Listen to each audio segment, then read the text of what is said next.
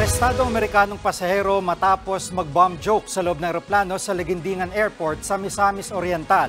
Ayon sa Civil Aviation Authority of the Philippines, pababa na sa eroplanong pasahero nang magbiro siya na mamamaril at magpapasabog ng bomba. Agad na hinuli ang dayuhan.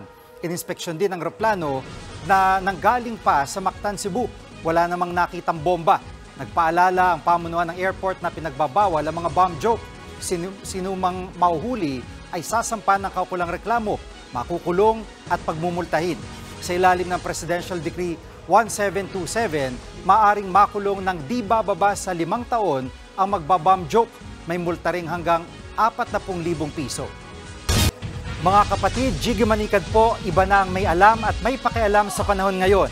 Para sa konkreto, kumpleto at komprehensibong balitaan sa Frontline, mag-follow at mag-subscribe sa social media pages ng News 5.